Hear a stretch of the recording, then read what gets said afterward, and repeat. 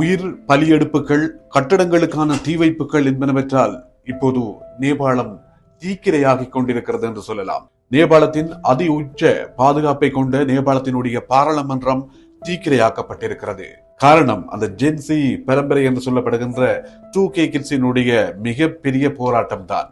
நேபாளத்தை பொறுத்தவரைக்கும் Facebook, YouTube, TikTok போன்ற 26 சமூக ஊடகங்களை நேபாள அரசு தடை செய்திருந்தது. அதனைத் தொடர்ந்து அங்கே வெடித்த சிறு சிறு போராட்டங்கள் என்று மிகப்பெரிய போராட்டமாக மாறி நேபாள அரசையே கவிழ்க்கும் அளவுக்கு சென்று விட்டது.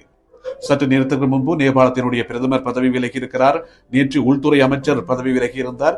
இவ்வாறாக பாராளுமன்றம் மிகப்பெரிய நெருக்கடியை சந்தித்திருக்கிறது. நேபாளத்தின் தலைநகரில் பல இடங்களில் தீ வைப்பு சம்பவங்கள் இடம்பெற்றிருப்பதனால் தலைநகரில் இருக்கக்கூடிய விமான நிலையம் காலவரையின்றி மூடப்பட்டிருக்கிறது. அதே நேரம் அந்த விமான நிலையத்தை அண்டிய பகுதிகளில் வன்முறைகள் ஈடுபடுவோர் தயவு தாட்சணையின்றி தண்டிக்கப்படுவார்கள் என்று அரசாங்கம் அறிவித்திருக்கிற வேளையில் இப்போது சற்று நேரத்திற்கு முன்பு அந்த இளைஞர் யுவதிகள் மேற்கொண்ட ஆர்ப்பாட்டத்தினால் அதன் பெரு விளைவாக நேபாளத்தினுடைய பாராளுமன்றம் முற்றுமுழுதாக தீ வைக்கப்பட்டிருக்கிறது.